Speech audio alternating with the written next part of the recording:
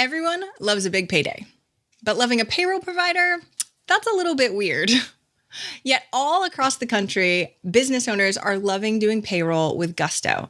Gusto is easy, simple to use, plus it does all your W-2s, which is huge, so they never have to be late again. That has happened to me once before. And they even have HR support that's a phone call away, which I also know small business owners need times a million. It's modern, easy, typically only takes about 11 minutes to actually run payroll, so it's efficient also. Plus, they're giving you a 3-month free trial as soon as you run your first payroll with them. So just go to gusto.com/EM so you can experience it for yourself. Potent advice and inspiration from real self-made millionaires. Welcome to The Eventual Millionaire with your host, Jaime Masters. Hey, it's Jaime, and welcome to a selects edition of Eventual Millionaire. This is where we go back and find the best of the best, the ones that you loved from the past 6-7 years. We've been doing this a long time, and there's some amazing interviews with amazing guests that you have not seen yet. So we are bringing them back. It is the selects edition. Let us know what you think, and I hope you enjoy. Welcome to Eventual Millionaire. I'm Jaime Masters, and I'm so excited to have Derek Rydall back on the show again. I was enamored with him the first time, and he's coming out with a new book. It's called The Abundance Project. I know, right? I gush about my guests. I don't have very many back on twice. I really appreciate you being here. And the subtitle is 40 Days to Wealth, Love, and Happiness. And who doesn't want that? He also has a podcast by the same name, so check that out. Thanks so much for coming on the show today.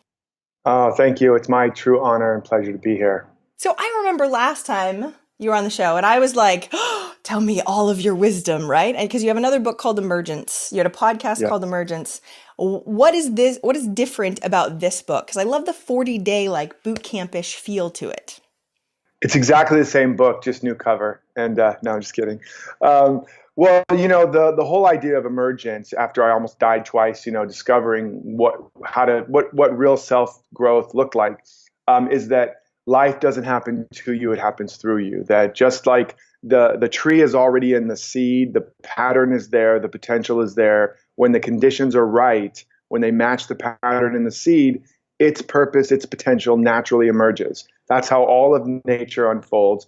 That's how the whole universe unfolded out of the quantum field. So emergence was this whole new paradigm that I discovered. Really, I didn't discover it. It's the great teachers, ancient masters, it's actually what they were teaching. It's just most people never understood it. And when I began to apply that, when I began to discover that most of my struggle to make my life happen and attract and achieve was actually blocking what was a more natural emerging process, then my life began to blossom. I went from being broke, suicidal, living on 19-cent boxes of macaroni and cheese in a little one-room apartment, to ultimately, and pretty rapidly, my life growing, my work growing, you know, moving into $1 million homes, traveling the world. All that efforting just started to blossom. And so that was the law of emergence and the whole emergence thing. And clearly there was a lot of abundance that came with that.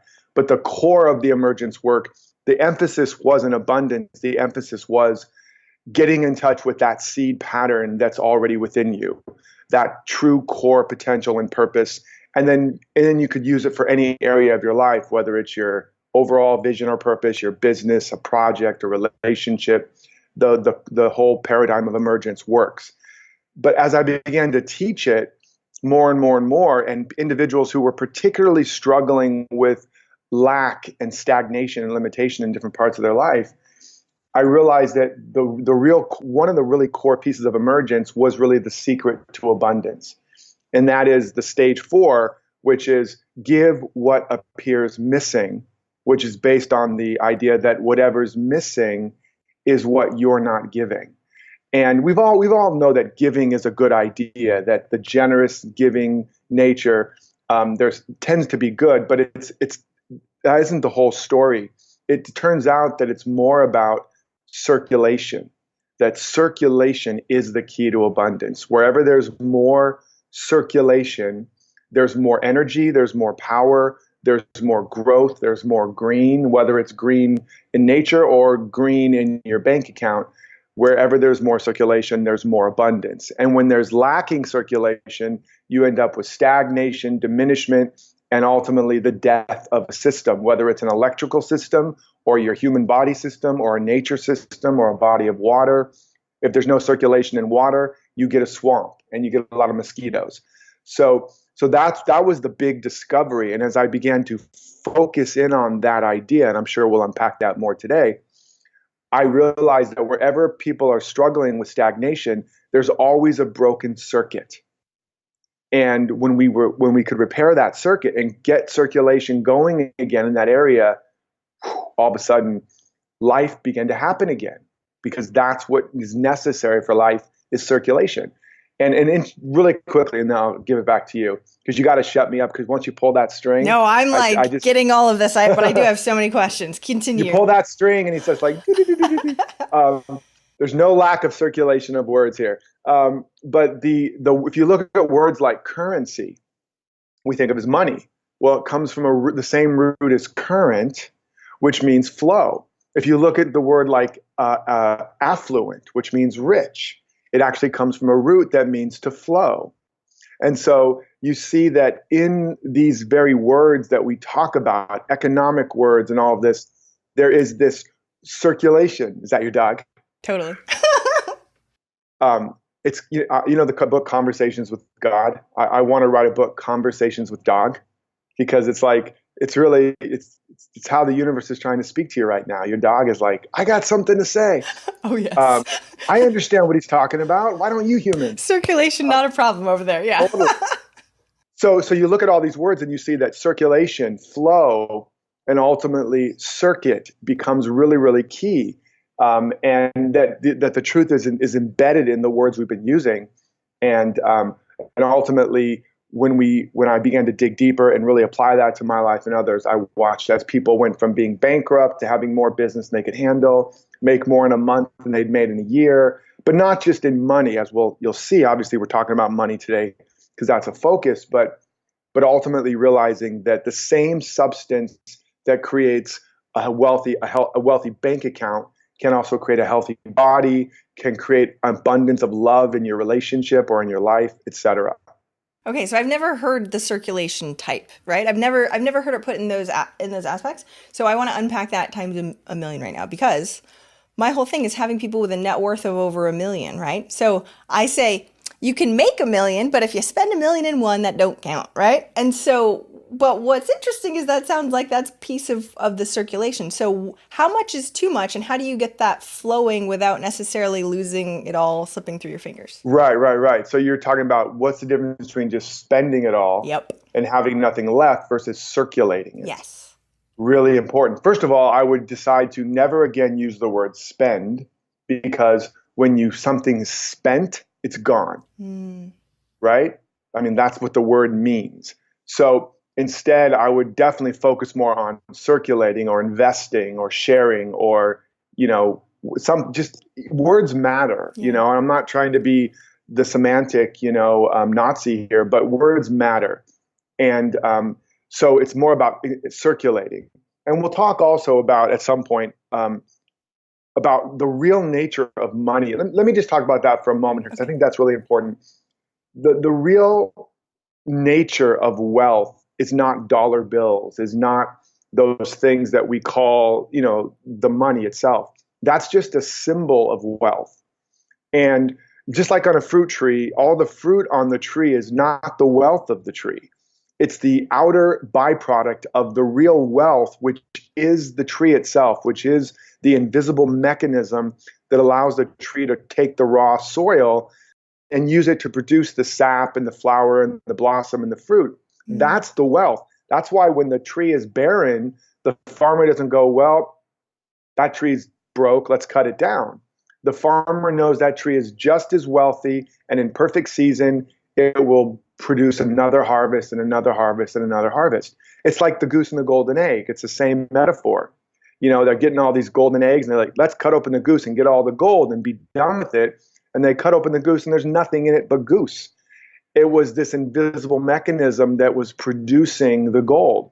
And in fact, they did a study with the tree. They put it in a tub. They measured the volume of the soil. Okay. They grew the fruit, took off the fruit, shook off all the dirt off the tree, remeasured the volume of the soil, same volume. So that means that the tree grew the fruit and took nothing from the volume of the soil. Huh. And it kind of makes sense, because if it was true that you're using up the soil every time you grow, then the planet, we'd have no more dirt. We'd just be a little rock in the middle of space. So it doesn't even take anything from the soil unless you over farm and overgrow, and then we have the problems of depleting the minerals. That's not a problem of nature. That's just a problem of us not being in harmony with it. Mm-hmm. But the point is, so where did it come from? Where did all of that substance that created all this abundance called the fruit come from? It's invisible. You could call it spiritual. You could call it consciousness. You could call it the same stuff that the Big Bang came out of. A lot of scientists say if you can't measure it, it doesn't exist. All of life is just matter, and everything is built off of matter. And they also believe in the Big Bang, which is everything came from nothing. So there's a big irony here. But we're designed to create the very same way. So the real substance of wealth and the real source of it is in us, is in our mind, in our consciousness, in our ability to literally from an idea begin to create and manifest out of seeming nothing, right? And if you look at that word, that saying, the love of money is the root of all evil. Mm-hmm. Well, it's saying the love of the symbols of wealth, because that's all money is, as we're talking about now. It used to be, before it was dollar bills, it used to be chickens, right? Or furs. In fact, here's another one that you may or may not know. Salary, which we think of as the thing you get paid, it comes from the root salt, which is what the Romans were paid in. Huh. So that's why the word salary exists, is because Romans were paid in salt. And I'm saying this to say that money is just a story. Mm. It's just a story. And the real substance of wealth is not the piece of paper or the coin or the cryptocurrency or the salt that you're getting paid in. That's all representative of a flow, a current, a currency of intelligence and information and energy. And that is the real wealth. So when you're spending money, when you're circulating it, one of the things I talk about in the book is to begin to get into the practice of getting in touch with the energy of it.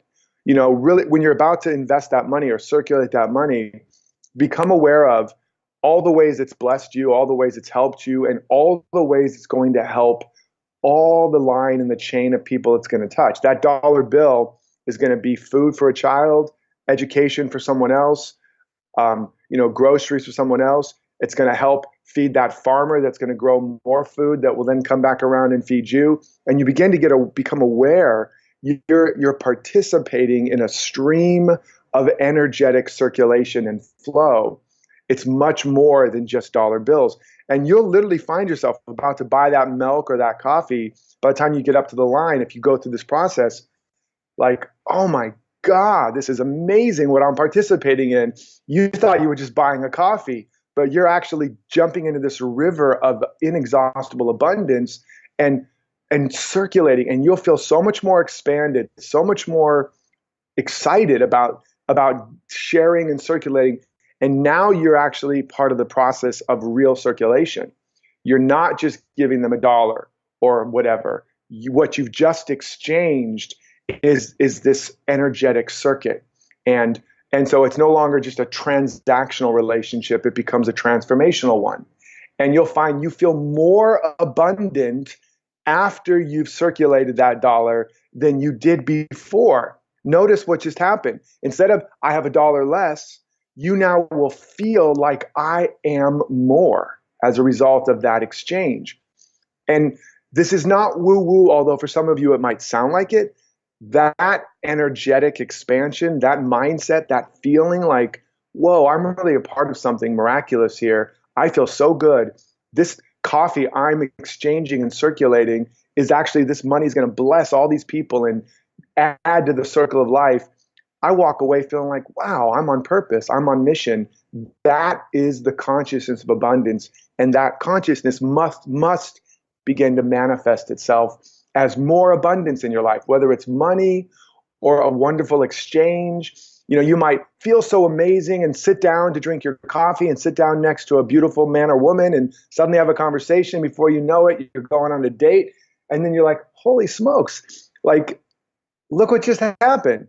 And I've seen that happen more than once. So that's what we're really engaging in here. Yeah. Okay. And what's crazy is people come to me because my show's all about millionaires, and they're like, "Well, they shouldn't be buying a $400,000 car." And when you think about all the people that it has helped, besides, I know we can go over corporate craziness, but still, Sure, sure. salaries and all the other everything in your house that you have has had a crazy journey to get here, no matter what it Totally, is, right? And so totally. you're expanding the reach of what our dollars can do. So where Yeah. or whatever our And they value will do exchange more. And is. they will do more. It's not just going to impact you, that Mm.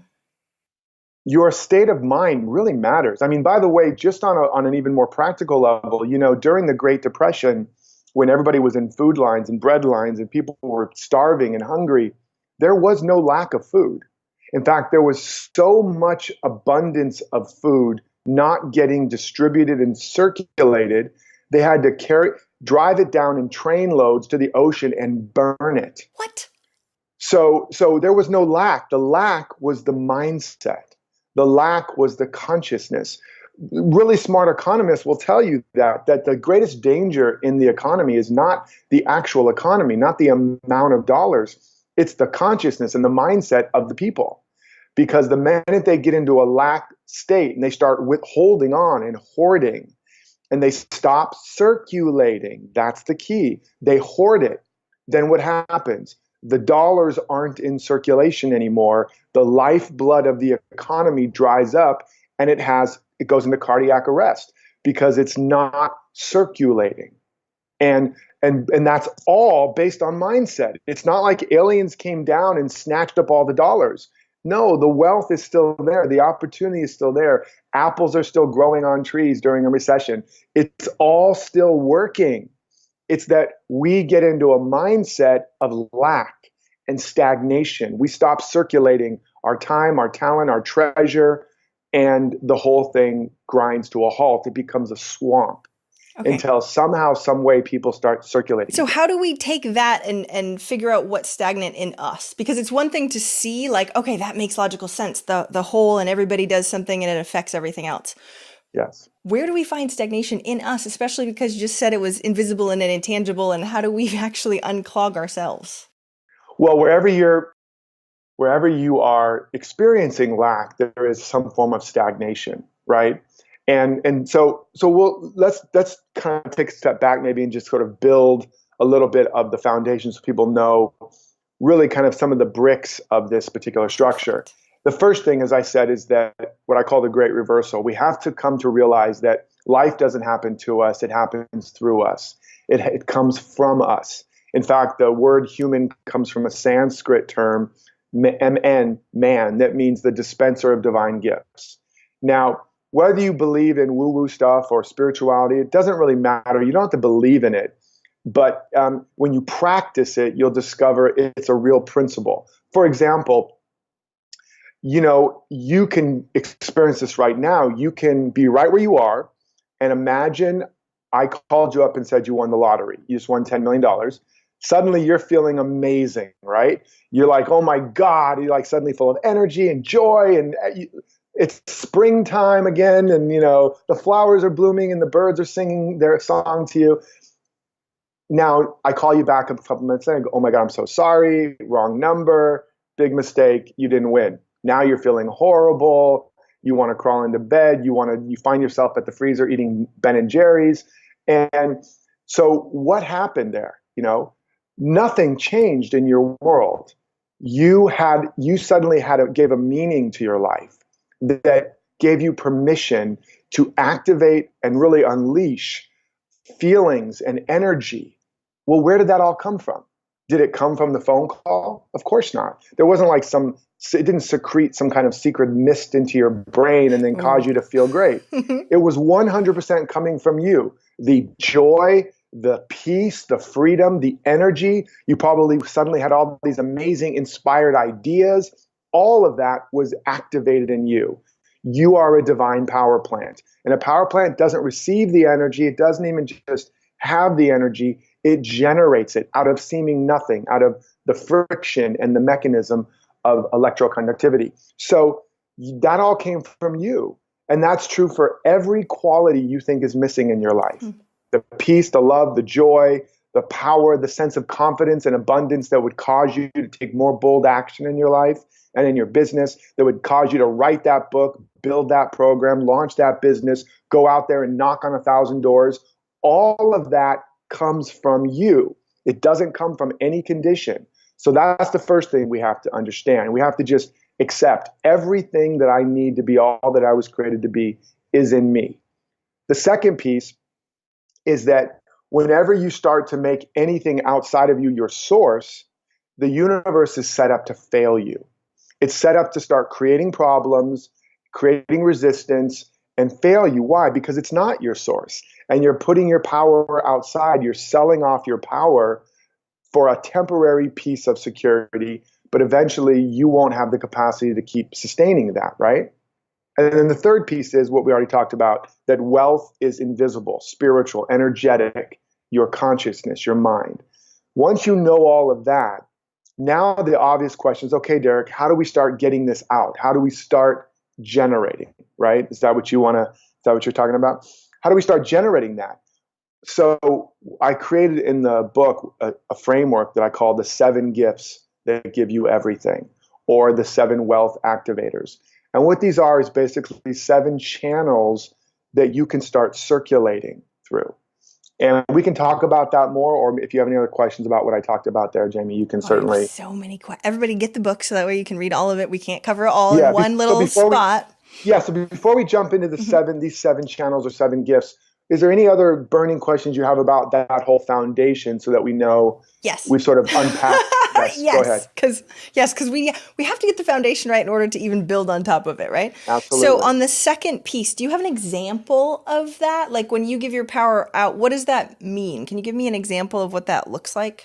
Well, I can tell you in my own personal experience what happened years ago when this really dropped home for me. And I was doing all this deep inner work. I'd become kind of a monk in my own apartment after trying to be a real monk. Didn't work. I think I told this story last time, but I tried to become a monk and I got freaked out the first week being silent and fasting. And I broke into the monk's kitchen in the middle of the night and stole food out of the refrigerator. So that didn't, the monastic life wasn't right for me. But so I was in my apartment doing this work. And at a certain point, I started to run out of money. And I went broke, basically, and I was literally living on a prayer and about to be evicted. And literally there was nothing, there was no options, no human way for me to pay for anything. And I got really, really pissed off. And one night I sat down in my faux leather meditation chair and was like, I'm not getting up until I know the truth. It was like that Gary Sinise moment from Forrest Gump where it's like, bring it on, God. I'm like, this is either a bunch of BS or this is real, but I'm not getting up until I know either way. They're going to have to pry my cold, lifeless hands from this faux leather chair because I'm not moving. And at some point in the middle of the night, after wrestling with my demons and being pinned to the floor over and over again, something cracked open. And this voice or energy said to me, you made your savings account your source, your God, and thou shalt have no other gods before me. I literally heard that. And I swear, I expected to turn around and see Charlton Heston holding a big tablet, he played Moses, and I was like, what? And it began to tell me that I had made my savings account my source. I basically had a savings account on Nest Egg, and I didn't want to spend it, so I started putting everything on credit card.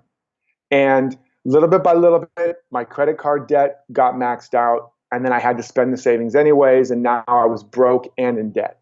And it said that, and it began to tell me this whole realization that you made something outside of you your source. And as a result, you gave away all your power. You twisted yourself in this little pretzel trying to manipulate and manage and control your life. And now I was just it was like a hose. I had crimped it so much there was nothing coming out of it anymore. And it said, the universe is set up to fail you when you do this, so you can come back to the real source within you, to no longer lean on resource, but to lean on the source.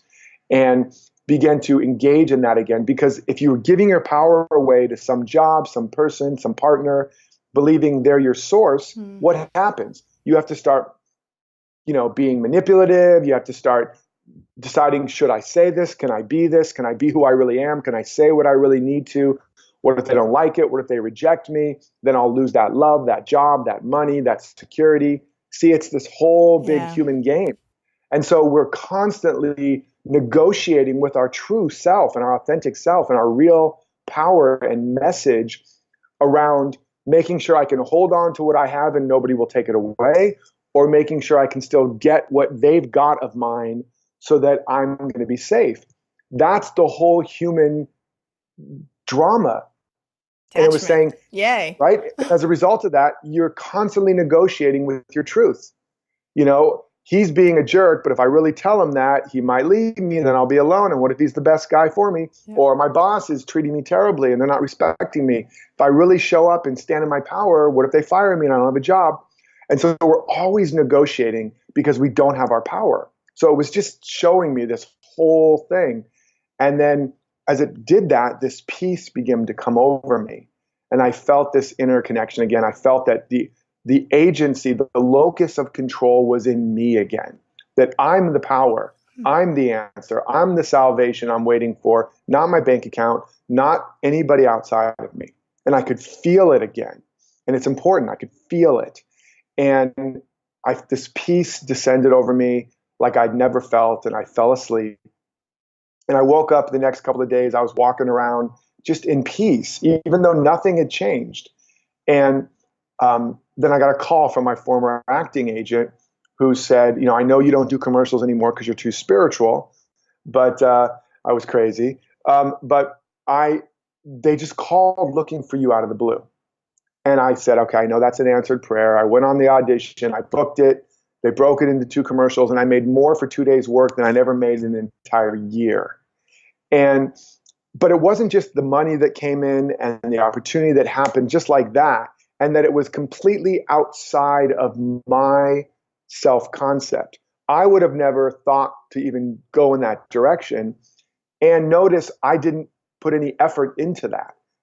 I opened up and became connected again, and that showed up as the quickest way to solve my problem and to create real abundance. But what it really became was about this new path of learning to lean and live more from insight than eyesight, to not judge by appearances to determine how much I have, how much I'm worth, what's possible, but to begin more and more leaning into these principles we're talking about. And as a result of that, that's how I began to grow myself out of that. And my life just began to flourish in a much bigger way. And over again, this has happened where I was in the job from hell, and instead of leaning on the job and worrying what they would think of me, I asked myself, if I was already living the abundant life, if I was already living my dream life, what would that look like? How would I feel? How would I hold myself? How would I show up? Not, I better be careful, they may not like it, they're going to think I'm weird, they're going to fire me. But if I was already the person I want to be, what would I start bringing to that? More joy, more excellence, more service, more inspiration. And as I did that, I got lit up again. I came alive again. And I did get fired 3 times from that job. I don't know if we talked about this one last time. I remember. Everybody go listen to that one because it's a good story. Yeah. I got fired 3 times. And every time I got fired, I dug in more deeply because they would hire me back. Finally, when I got fired, about a month and a half later, I got hired working in the job I loved, performing, consulting, teaching. And I went from making $50 a day to $1,000 a day. And but the key is that I didn't get that new job in the month span after I got fired. I grew into it by bringing all of me to that space that I was planted in the job from hell. And I've done that with my wanting to get my dream home. I've done that with wanting to travel the world on a tour where there was no resources, where I had no idea how to do it. And instead of looking at my external resources, bank account, people, whatever the experts say, and then leaning on that, I worked these exact principles I talk about in the Abundance Project. And in every case, grew myself to the next level and the next level and the next level. Okay, so unpacking some of this, correct me because this is how I see it, but correct me. So it's less about removing, like severing the attachment to the outside stuff, because that's the hard thing. Telling an entrepreneur to let go is a difficult thing, right? Yeah, So they need something else to focus on. That's exactly. So you're saying instead turn the focus inward, but not just because you were very spiritual, right? So like not just turn it inward and meditate, but turn it Correct. inward to embody where you are right now as if you were where you want to be. Yeah, and you're not going to just be sitting around meditating and oming and thinking something's going to show up at your front door. Absolutely not. That's a big mistake a lot of people with the whole law of attraction thing kind of didn't understand. Action is just as much a part of your mindset and your consciousness as the thinking and the feeling part and the seeing part. You need all of it. You need to see it, you need to think it, you need to feel it, and you need to do it. You need to act as if. You need to realize that you're not on your way to something. You're not, a sunbeam isn't on its way to the sun, right? It's coming from the sun. The branch of a tree isn't on its way to the branch, it's coming from the tree. The wave of the ocean isn't on its way to the ocean, it's a way the ocean is expressing. You're not on your way to wealth, health, love, happiness, success. You're never, ever, ever going to get there if you think you're on your way there. You can only get there if you realize you're starting there, that you are coming from. Yeah. Yes. The reason why I'm saying this is because everybody comes back at me and goes, but your site is called Eventual Millionaire. That means you will never get there. And in my head, I go, well, I also want Eventual Billionaire. So there's, that's fine too. There's that too, right? But I've had so many people tell me to change the name of the show because of that, because there's that language does matter also, but because it makes it not like you never actually reach it. Yeah. But I know what you mean by eventual millionaire. It means you're unfolding that potential, right? You could also say potential millionaire, eventual millionaire. It's the same basic idea. And it's true. You're not just a millionaire or a billionaire. You're in infinity air, whatever. You have infinite abundance, infinite potential. You'll never, ever, ever get to the end of what you are. But the key is understanding that you have to start from the consciousness and the mindset that you're coming from it rather than on your way to it. And that doesn't mean you're going to instantly manifest millions, but it means that you're already there and you're not on your way to try to get, attract, achieve, just like the seed, the acorn isn't on its way to eventually becoming an oak. The oak is already in there. It's on its way to unfold and unravel and unleash its oakness. Well, how do you do that though? Like a seed, you're like, oh, then I plant it and I water it and I do these things and then it will blossom. Otherwise it will die, right? So what do we do? Do it the same way, exactly the same way. What do you do when you plant the seed? First of all, you understand what is the nature of the seed. And then you understand, so what kind of conditions does this seed need for it to flourish, for it to emerge? And then you cultivate those conditions, right? A farmer or a gardener is not so arrogant to think or naive to think they can make a plant happen. They know they can't make the plant happen. All they can do is make it welcome. They can create the conditions that match the pattern already in the seed. I like it. And then if they do that, you get alignment and that starts to unfold, right? Like a radio station is already broadcasting right where you are with songs and information that would just inspire you, just like hopefully this is. But it's not manifest in your experience until your frequency dials in and becomes in alignment with that frequency. The minute there's alignment, that station becomes manifest, or you have a manifestation. And so the point, the same thing is true with you. Your desire for wealth and abundance and success and impact, that desire is, the word desire comes from a root of the sire, of the father, or of the creative impulse. That burning desire is not a sign of what's outside of you that you need to go get. It's actually a sign of what's already in you trying to get out. It's like being pregnant. You feel the kick of the baby. That's equivalent to the kick of that desire. That's telling you you've already got it. you already have it, or you wouldn't. It's like if you strike a violin on stage, all the violins in the orchestra pit will vibrate to that same note. If you remove that string from them, they will not vibrate no matter how often you strike it. So the fact that you feel that burning desire means it's already in you. You're already starting from having it. Okay? So like a pregnant woman doesn't go, "Ooh, I feel the kick. Oh, I want a baby so bad. I'm going to go out and try to get a baby now." Yeah. That's what we do. We feel that kick of desire. I want to be a millionaire. I want to build a business. I want to make a difference and an impact. Now I got to go out and make it happen. No, you have to recognize it's already happening. That's why you feel that. And now you have to bring your life into alignment with that seed pattern. You have to begin to say, if I was already living this, what would my habits of thinking be, my habits of feeling, my habits of being, and my habits of doing? Those are the 4 quadrants or 4 pillars of fulfilling your true potential. Habits of thinking, feeling, being, and doing. And then you begin to articulate that. And then instead of waiting for some condition or person or approval to really lean into that and live from that and as that, you start living that life today. You start activating those habits today. And as you do that, you literally change your character. And when your character changes, your destiny does. So you're becoming, as Gandhi said, you must become the change you want to see in the world. So instead of going out there and making the change, I'm going to make a million. No, become the change. Become the individual who already is a millionaire, who already has that character. I remember one piece of practical advice a really amazing woman gave me.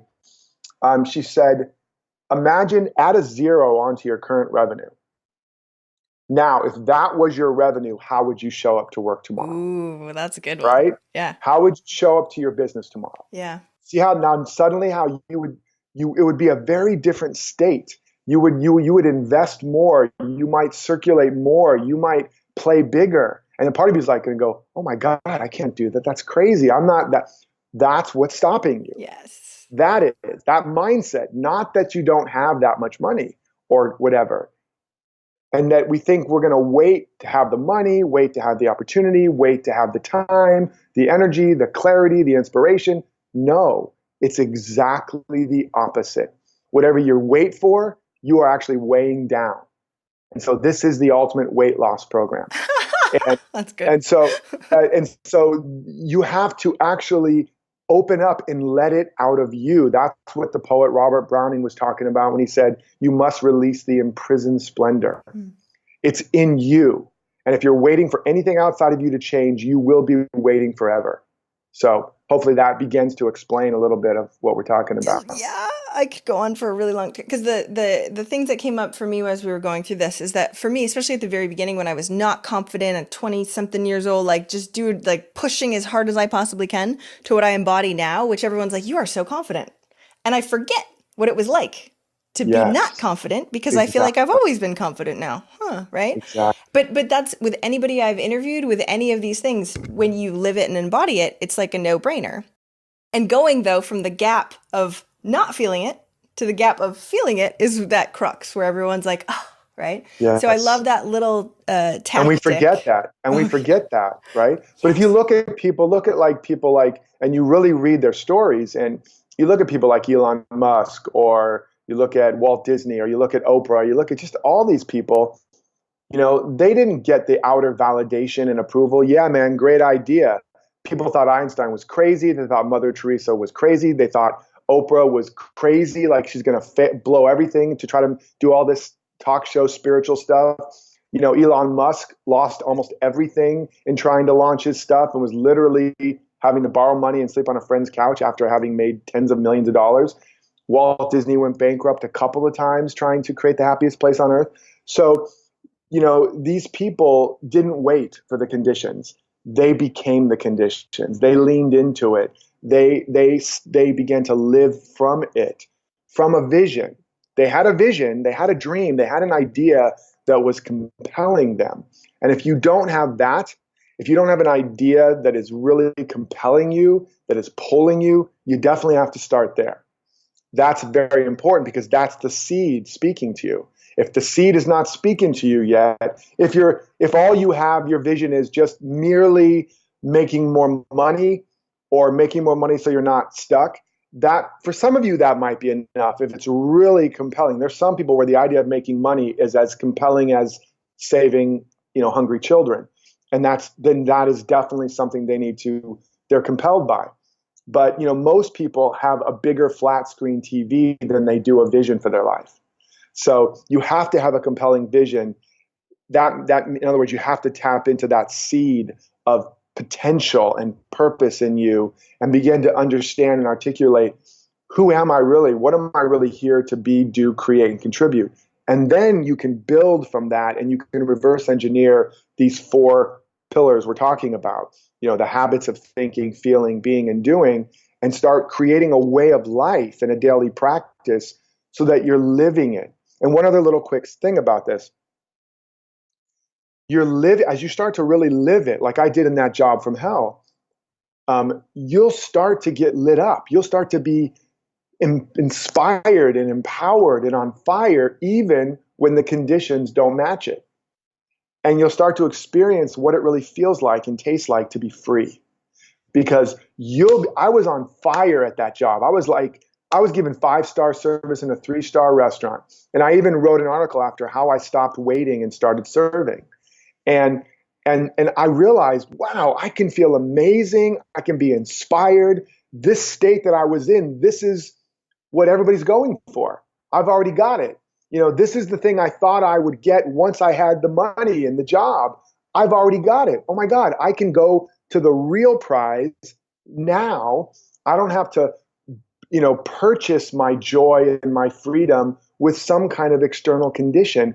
I can step into it and activate it now. That's a realization that until you have that experience directly, it's like trying to tell you what apple pie tastes like if you've never tasted it. Yes. You have to have that experience. So that's what I want. That's freedom, that's power, and that's where the greatest work you'll ever do will begin to come from. Oh, okay. So, I remember hearing way back when the only reason why we want anything, a new Tesla, a new whatever it is, especially material stuff, is for the feeling we're going to have when we get it, right? And that makes logical sense. You're like, okay, great, that makes logical sense. But what you're saying, which I think is a bigger distinction, people like Oprah, huge vision, or whatever, the even people I've interviewed that have gone through bankruptcy can look at an external situation of bankruptcy and not let that change their emotional state. Exactly. And then they only look at themselves, which is literally like, oh, you're a god, right? Right? You make your own, you've mastered your emotions. And I think this is one of the reasons why I love business. It makes you master emotions because we live like this, up and down and up and down. I'm a coach. I deal with all the crap that people deal with and all the wonderful things. And I can see who they are when they're living the worst of the worst because it's easy for me. It's way harder for them, right? So is the processes that you have in your book going to help you get to that? That's mastery, right? And it is totally. Oh, totally. Tell me more. How do you get to that? Absolutely, and it is mastery, and it's rare for a person to be free all the time, and so it's more of a scale. You start to notice that there's a spectrum where at first you're just all in it. You're just a reaction. You're just a ball of reaction. Most people don't actually have free will because free will is a function of expanded awareness, meaning you've got enough space in your awareness that a stimulus can arise and you don't react to it because you got enough space around it. That's the real meaning of responsibility, the ability to respond rather than to react. So when you finally have space, you can go, oh, there's that pattern, there's that pattern, there's that pattern. Now I get to choose whether I'm going to react or respond. That's the beginning of real choice and real free will. Because before I would try and mitigate all the external things. If I can make all of these people do all of these things, then I can be good on my own. Yeah, and what you didn't realize was that you weren't even present there. That was just a program running. Yeah. That was just a pattern of reaction running. There was no free will. There was no real choice. Yeah. You were sleepwalking, dreaming you were awake. And so beginning to see what's really running you is the beginning of real freedom. It's not always easy. It's like that old saying, the truth will set you free, but first it will piss you off. And so it's difficult, but that's the process of getting free. And once you start to get free, you not only are able to have the feeling of joy or peace or happiness independent of circumstances, which is, by the way, the only place those qualities really exist. They have no connection to conditions. We've just created that story. But then you're also now available to your real unique genius, and that circulation, that river, that flow that's always flowing, that you can now step into. Whereas before, you're like off in the woods somewhere, just trying to figure your way out. But there's this river that's always flowing. And once you have that level of openness, you can step into it and start going with that flow. I get that all the time. People are like, "Why are you so happy?" I'm like, "Why wouldn't I be?" Like, because right. Why wouldn't I? I can choose to be happy, and I have, and I don't want to say control, but I can open up to it, right? Instead of letting it run me, because I used to think emotions ran you until I thankfully learned a little bit more. Took a long time. Yeah, the emotion, and it does take practice. It really does. I haven't mastered it, but you find that spectrum where at first you're just reacting, then you notice you react, but then you recover quicker. Mm-hmm.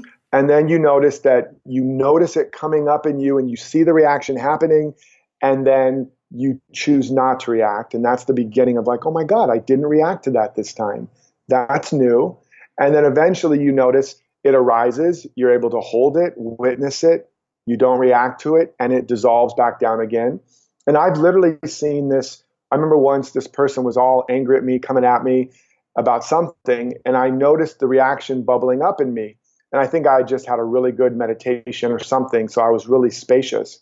And I observed the reaction in me as I was also listening to them. And as I held that reaction that wanted to defend myself or prove my point, it dissolved in me. That energy just kind of went. And the exact moment that it dissolved, they took a breath. They went, I don't know, maybe it's not you. I just been having a hard time. Like, their whole energy dissipated. They actually could not be angry at me anymore. And they suddenly had a realization of what it was really about. And they began to cry, and we ended up hugging, and they were thanking me. So it's like, who changed? Yeah. Right? Yeah. If you keep pushing, the other person keeps pushing. If you just let go, they got nowhere to go. There's nowhere to go. And suddenly, poof, transformation happened. And that happens in our own life too.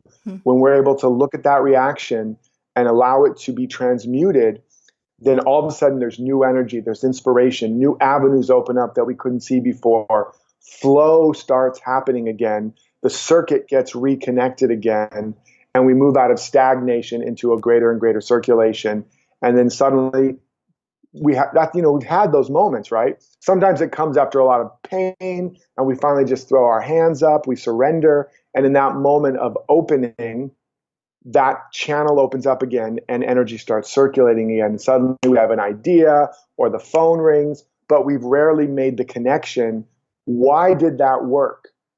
And this is explaining why that happens when that happens. You got back into the circulation again. You reconnected that broken circuit. And all of your efforting and struggling was the thing crimping the hose and blocking the flow. And I talk about the hose analogy in the book for those of you who are like, why does he keep bringing up the hose? What's that about? I know you have to read the book because it goes into way more detail than we can get into. But I think the whole point, and this is why I love having you or people that do have a little bit more of the spiritual bent of this on the show, is because we're here to enjoy our journey. And yet, a lot of times, even in business, we are not enjoying the journey at all. Even though everybody says it, it's that cliche, you enjoy the journey. Well, what does that actually mean? It's a daily thing of us managing / mitigating / enjoying the evolutionary process of us, right? And getting better and better Absolutely. As a human. And I want to say also, I know this whole idea of it's the spiritual stuff. I want to, allay some people of whatever fears, concerns, doubts, resistance, skepticism. All spiritual really means. Spiritual doesn't mean angels and crystals and upside down pyramids and incense and sitting in lotus and chanting Om. Those are all unique expressions of people's ideas of what it looks like. But the word spiritual, what it really means is that which is changeless, that which is eternal or that which is invisible. It's about principles. It's very much like science. We just don't yet have the full science to measure these principles, but we can practice them. That if you look at the greatest teachings, they were teaching principles. If you peel away the dogma and the doctrine and the cultural idioms of whatever religion or philosophy, at root, if it's an enduring teaching, it's because it's teaching principles. It's not personal. It's not about being a moral or good person. At root, these teachings are about, these are universal principles just as powerful and potent as the laws of aerodynamics or buoyancy or whatever. And when you understand and practice these principles, you will start to get repeatable and expectant results. That's all spirituality is. It's just dealing with principles, like you've heard the word metaphysical. That means beyond the physical universe or principles. There's still principles. And we know that because there's most of what we value in our life the most, love, connection, inspiration, creativity, no scientist can explain. No scientist can measure, can't measure love. Yes. You don't know, just because somebody kisses somebody, that's not love. Love is not about what it looks like. So the things we care about most are spiritual. They are something very real that are based on these deep universal principles. So that's all we're talking about. And what I'm actually talking about with the law of circulation and all of that is a natural principle. This is something you see everywhere in any natural system or even in a mechanical system. If there's circulation, there's energy, there's power, there's abundance, there's growth, there's progress. If there's not circulation, there's stagnation, diminishment, breakdown, and ultimately the death of a system. That's not woo-woo, folks. No. That's real. So I want you guys just to know that if there's any part of you that resists and goes, I just want to know how to make more money, man, and build my business. We're talking about that. And absolutely, you're going to be more active, more doing more, getting more. I mean, I'm a content creating machine. I'm not sitting around in lotus position all day. I'm doing it. I'm working hard and I'm building stuff and creating stuff. The difference when it works is where I'm coming from. As it says in one of the old axioms, what is it? To he who does all the right things, if he has the wrong state of mind, it will still turn out wrong. But for he or she who does all the wrong things, if they have the right state of mind, it will still turn out right. So this is not insignificant. The place you start from very much determines where you end up. Because when you get there, you realize there was here all along. One of the reasons why I started the show was because I wanted to know if a millionaire thought they were going to be a millionaire before they actually became one, right? And the data said that it didn't matter either way, but the belief was still underlying that they could do it. Even if they didn't know that they could do it at the beginning, they knew they could do it. And that blew my mind, right? Because I didn't realize that had such a big difference. But like you said before, and this is what I think is the point and extremely important to get these tactical, amazing business owners that are listening, right? To know is that our science has not caught up with everything. Exactly. It's still a baby. Exactly. Science doesn't know. I mean, just 100 years ago, if you had, talked about this strange little box that takes pictures and videos and can communicate with people across the world, this thing, people would have burned you at the stake. They would have thought you were a witch. They would have said you were insane. You were crazy. That's the most irrational, unscientific thing I've ever heard in my life.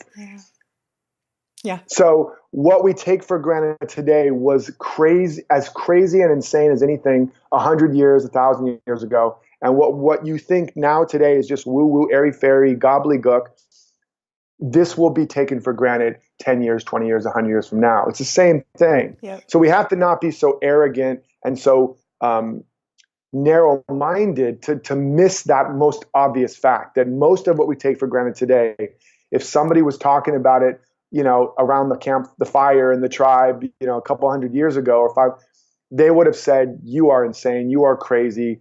There's no data to back that up, totally, right? Yeah.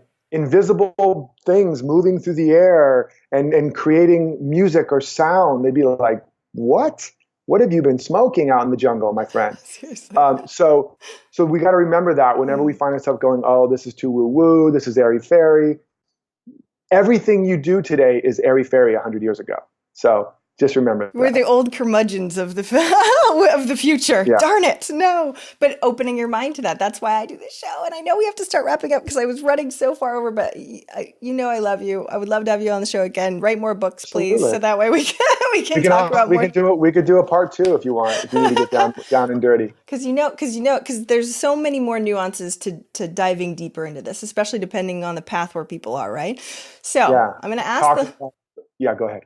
I know I have to. We're just going to keep talking forever if I don't actually do the last question, Derek. Okay, so what is one action? Because we went through a lot, but one action, because my people love action, that listeners can take this week to help move them forward towards their goal of $1 million, besides buying your book and all that fun stuff. Yeah, definitely buying the book. But because we're going to support you when you do, and creating your own abundance project and all that. There's 2 possible actions. I want to just split it up into 2 possibilities because I love both of them. One of them is what we already talked about, is take some time to get really clear on the thing you want to create in your life. Your that vision that just makes you come alive, that is just so juicy. And like Howard Thurman says, don't ask what the world wants, ask what makes you come alive, and do that, because what the world really wants and needs are people who have come alive.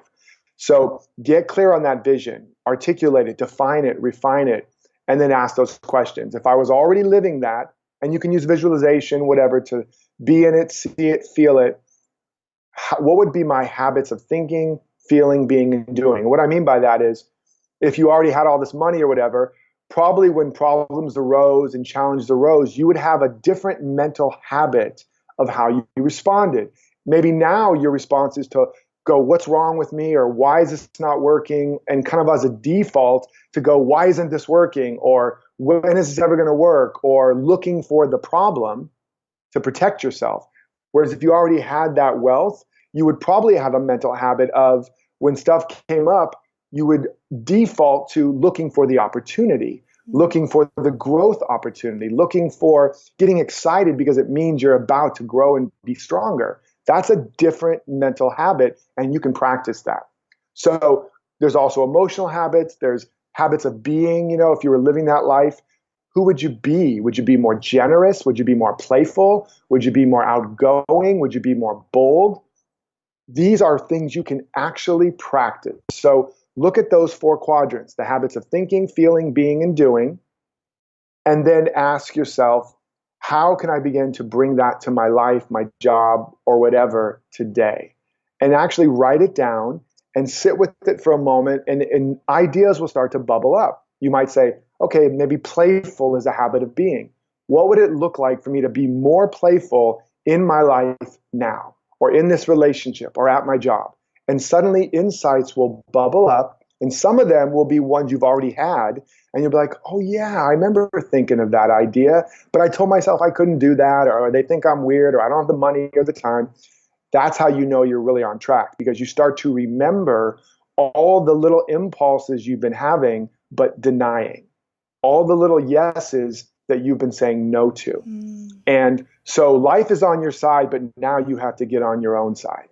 And so that will help you do that. So I invite you to do that and actually practice. And you can find somebody to do it with, some accountability partners, so that you can share it.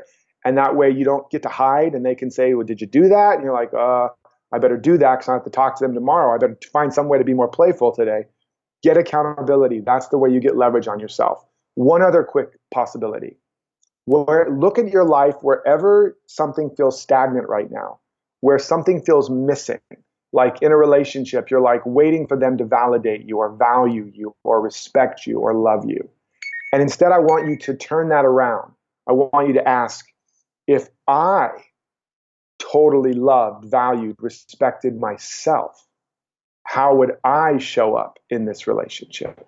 What would I start doing or stop doing? What would I do differently? So instead of waiting for them, the boss, the partner, the parent, whatever, if I loved myself, valued myself, respected, appreciated, whatever it is, and you're going to again notice real guidance is going to bubble up. You'd be like, oh yeah, I would have this conversation with them. I would tell them this isn't okay. I really need this, or whatever the case may be. Again, that's showing you where something has been trying to circulate in your life, but you've not let it. That's why there's stagnation. Practice that and watch as the circulation starts happening again and things start opening up for you again. And having the courage to take that action and actually do that. Yeah. And then you can start seeing Well, you have two choices. You can have the courage to take that action and start the circulation again, or start preparing for more stagnation. They're like, oh, thanks, Derek. Darn it. You only have two choices. choose life or choose death. Choose growth or choose stagnation. And it's not easy. I'm not saying it's easy. I'm scared half the time with everything I go for. But I just tell fear, hey, fear, you can get in the back seat because we're going anyway. Hey, fear, you want a beer? Want a cup of tea? We're going anyway, right? So bring fear with you, but do it. And then let us know what happens. Adore this. Okay, so give us the website. I know you have bonuses for the book and all that fun stuff too. There was a mastermind thing or a whole bunch of bonuses. So go ahead and give that info now that people are chomping at the bit. Yeah, by the way, I really do encourage you, get your fear drunk. And when fear is just drunk, it's not going to be able to cause you a problem anymore. Just keep handing fear a beer in the back seat, So they're going to be like, wait, what? I've never heard that before. I'm going to use that now. So this guy's crazy. You can go to theabundanceprojectbook.com. That's www.theabundanceprojectbook.com. And when you get the book through that site, through Amazon, Barnes & Noble, whatever, and leave your info there, I'm going to give you $1,238 in real bonus programs and coaching. There's no filler here. There's no fluff. This isn't those free bonuses that are just garbage, coupons and stuff. This is actually real coaching with me, a real mastermind where you're going to get support in creating your abundance project and other really good stuff. So I think the book is like $15 or something, or less if it's Kindle, and you're going to get the $1,238 in bonuses. So go to theabundanceprojectbook.com, grab it there. You can also check out my new podcast, The Abundance Project, or my previous podcast, which is still going, Emergence, and really master the foundational principles of emergence for your overall life, and then listen to The Abundance Project. People are telling me they're listening to The Abundance Project right now, like over and over and over again. So there's something really powerful happening with these particular episodes. So definitely check that out. And you can meet more like-minded people too, because that's the other thing. Some people in the middle of nowhere are like, everybody thinks I'm crazy when I talk about this stuff. And getting around people that also think this way makes it a lot easier to not think that you're crazy, right? Absolutely. I'll say one quick thing about that. Everybody thought I was crazy. My family was sure I'd freaked out on Jesus or joined a cult. My dad was afraid for my life. My mom was afraid for my life. My brother was like, did you get a lobotomy? Friends started disappearing. I mean, I was alone for a moment. And as I just did what I'm telling you, I began to just show up anyway, bring the full self me anyway. What happened is a world began to blossom around me. And now I'm surrounded by tens and tens and tens of thousands of people that are just as crazy as me.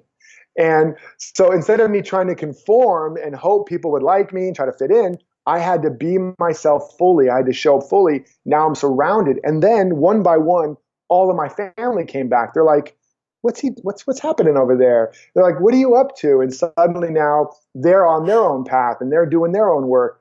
But I had to be a stand for me first. So you got to be a stand for you, and we will show up around you, and you'll be surrounded by a whole lot more freaks and crazy people, because that's who rules the world, is the freaks. In the Bible it says the meek shall inherit the earth.